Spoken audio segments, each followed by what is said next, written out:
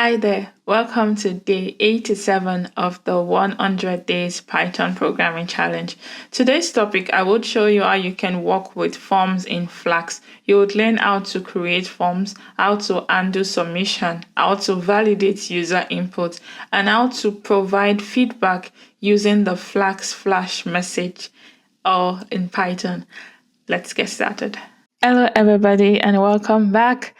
First, I want to say thank you to everybody who has been following the 100 days and also to everyone who has been following the Flax tutorial. I've been reading the comment and I really appreciate. And today we'll continue. Today we'll be working with forms in Flax.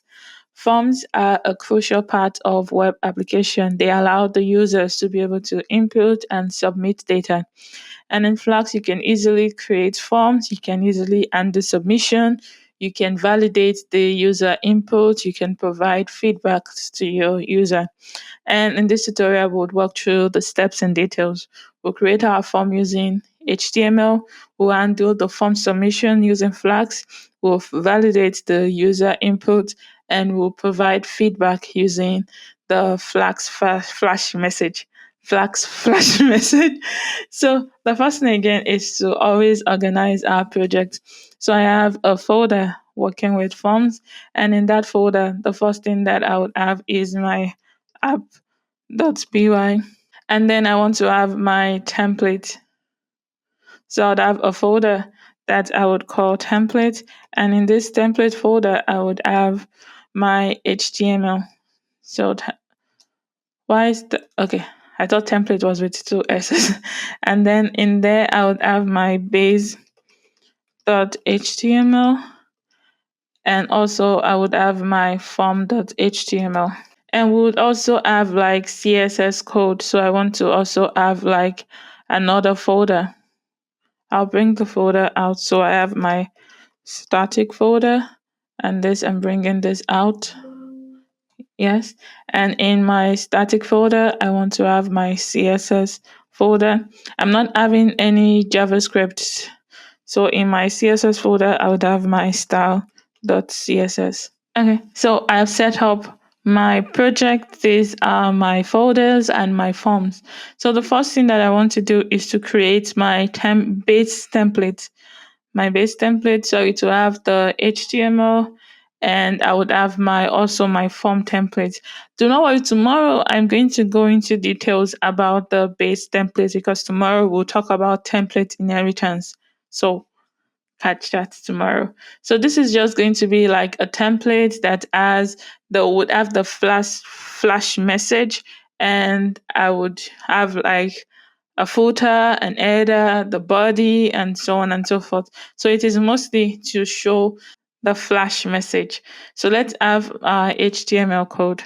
So this is our HTML code. We have our title, we have the link to our style.css, and then we have our header. This is Flags from tutorials, and this is how we're able to display our message. So if there is a message, I have a class, and then it's going through the messages if you have multiple message, and then we have the message. All this is in a for loop. So you see that all the stuff that we learned during the beginning of this tutorial, that's in the first 20 or 30 days, you see that you even use them in your HTML. So if there's a message, you want to display the message, and you have our blog content. So this is what I have in my base HTML. And then for my form HTML, this is where I would have my username, the ID, the email, and the submit button, because we're collecting information from the user. So since I already have my base HTML, I want to use my base HTML in my form HTML. And how I do that is by using the extend. So I want to extend my base HTML into my form HTML. So they will share similar information. So all these upper parts, the header, and so on and so forth, would be shared between my base and form, and so on and so forth. I think I spoke in previous videos that you might have like multiple pages on your website, but they have something in common. They have their header in common, or they share the same CSS, and so on and so forth. That it is possible to extend. So instead of having the same code in multiple files, you have them in one file and then you call that file in your multiple files. I'll go into details in it tomorrow. So then I want to have my title, and then I want to have my description that says fills the form below, and then I want to have my label, the username, the email, the ID, and the submit button. And that is what I have here. So I have a form. The form action is that this is the URL to which the form will be submitted. And we're going to use the submit form in our app.py when we get there. And we're using the post. Remember, I spoke the previous day about get and post. And post means that you're trying to send data using the post method. So now let me go to the app.py. So we're going to have two functions in our app.py. We'll have the function that renders the form.html. So that would be the first page that our user would see when they go to the link. That is the first page. And then when they then fill the form, we then want to go to a submit page. That is this URL for submit. And in that submit, that's where we would flash the message if there's an error or if everything was successful. So in Flask, previously we've imported Flask from Flask, we've imported render templates, we've imported request. So today that we're working with Flash message, we'd have to import Flash, and we also, since we're redirecting, we also have to import the redirect, and we also have to import URL for. Do not worry, I will show you how everything will be done. So these are all the stuffs that we are importing directly from Flask. And again, as always, as we've been doing, we'll have our app equals to Flask name, and then we would have our secret key. So, recap, we've imported all our information. Flask is the main class for creating Flask web application. Render templates, like we have used previously, we're using it to render HTML templates. Request, we're using it to access data sent by the user. And redirect, we're redirecting the user to another route. And Flash, we're using it to send temporary message to the user. And URL for is to generate URLs dynamically for route by their endpoint name. And this, we have had the app equals to flags underscore name. This is used to generate or create an instance of the flags class. And this refers to the current Python model Flask uses to locate resources like template and static file. And if you're wondering that what is secret key, this is used to set a secret key for the app, and it is required to encrypt and secure session data, including the flash messages. So if it were dealing with a production environment, we would not directly put our secret key in a PY file. It should be secured and it will be stored in an environment variable. And your secret key can be whatever you want. It just has to be like randomly generated number. And it is usually advisable that your secret key should be long, at least 16 characters, and do not use predictable patterns. I just use your secret key because I'm just like showing an example. And then it should be unique and it will be something that people cannot guess. So secret key is important because we are trying to have flashing session. So let's continue. The next thing that we want to have is our home page, which is the form.html. So we're really not doing anything much here. We're just defining the root of our home page. And when the user visits like the base URL, the URL directly, this is what they would see, what we have in our form.html. So this is the view function of our app.route. And what are we just doing? We're just rendering the form.html template. And this form.html is what we have in our template folder. So the next thing, we have another function that will do the whole submission of the form. So first, the app.route is going to submit, and then the method is the post method. So this defines the rules for the submitting. It allows for the post request, and this is the endpoint that users will be redirected to. Remember, there is a form. This is our form.html that uses the code from our base.html. And when user clicks on submit, we want to perform an action. So, in our form, we have the username, we have the email, and we have the submit. So the ID is username and email, and we have the submit. So then I want to retrieve the value of the information that my user entered in the username in the email field.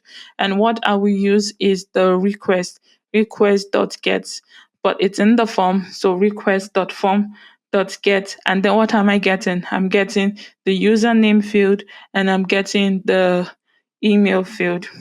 And then I want to now check that the information filled in, is the username filled in, is the email filled in. If it is not filled in, then I want it to flash an error that all the fields are required and you should fill them in. So I would have, if there's no username, if there's no email, flash that all the fields are required, and then it should redirect to the URL for form. It should go back to the home page. So this is validating for both the username and the email. If either of this is empty, it's going to flash an error message to the user using the flash function. And then it will redirect the user back to the form if the validation failed. That's why we have the URL for form. And what is our form? It is this. So it's going to do that. And then if it's everything is now successful, I also want to flash a message that, oh, your username and your email has been successful, has been submitted successfully. And then I also want it to redirect into the form. And you know, we spoke on the previous video of how to get data from our form, and that is just by putting the name inside a coily braces. So that's what I'm going to have here. So that's all it's doing. It's just checking if they filled in the information. If they did not fill the information, you can also add more checks, because when you're dealing with emails, you want to check that how the email entry is correct. So you can even use regular expression. We spoke about regular expression. Does it have the .com at the end or the .net? Does it have the hat and then maybe Gmail or something? So those are things that you can use to further make sure that the entry that your user has submitted, it is accurate. But this is just checking if there's actually entry in the username input box and the email. And if there's no entry, we want to flash a message that all the fields are required. And then we want to ensure that the app runs when this file is executed. So this is how we're starting the Flask development server, and this enables debug mode. So the user visits the home page and the form.html is displayed. They fill the form and submit it to the submit route. The submit form function then processes the form. If any of the fields are missing, they are redirected to the form with an error message.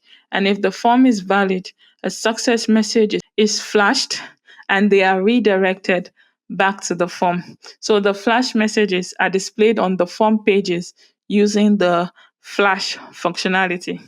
So the final thing that we want to do is to add styling, just styles to our style.css, not major styles.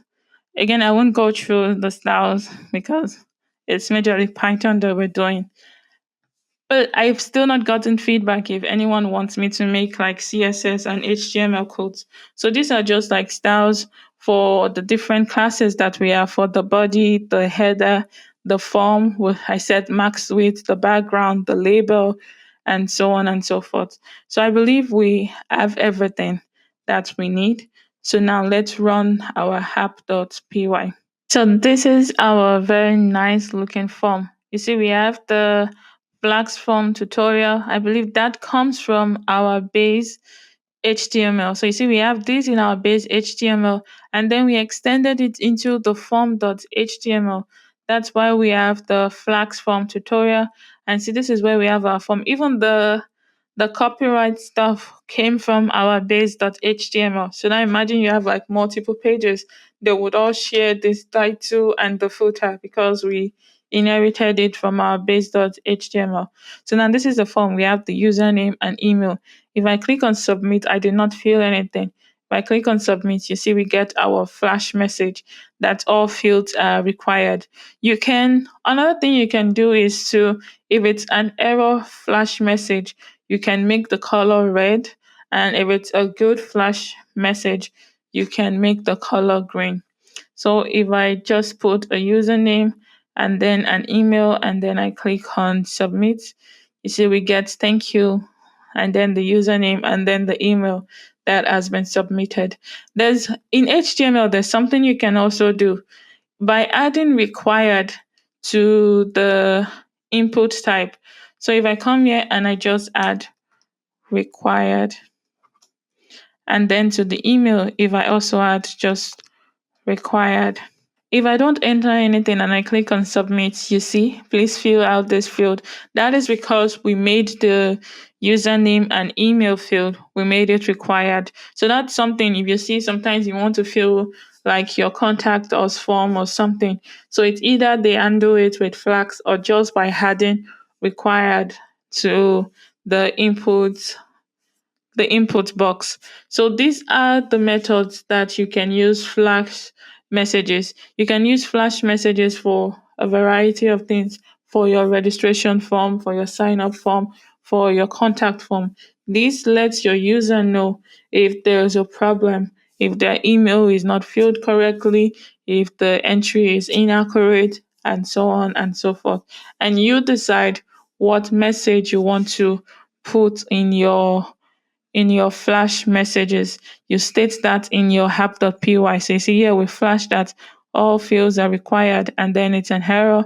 And then we also flash the thank you message. And you can configure the styles in your style.css. You can decide that if it's an error message, show red, because here we just made everything green. You can specify the class, whether it is an error or whether it is a successful message. And we're able to do all this by having our get flash message in our base.html. And if there is a message, we then flash the message to our user. And we're able to our base.html in our form.html.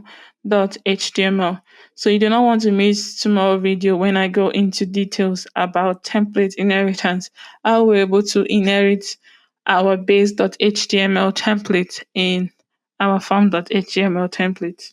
Thank you so much for watching the tutorial. Do not forget to subscribe, like, and leave a comment if you have any questions. The link to the code is in the description to my GitHub. Download it, try it out, and let me know if you have any question. See you tomorrow.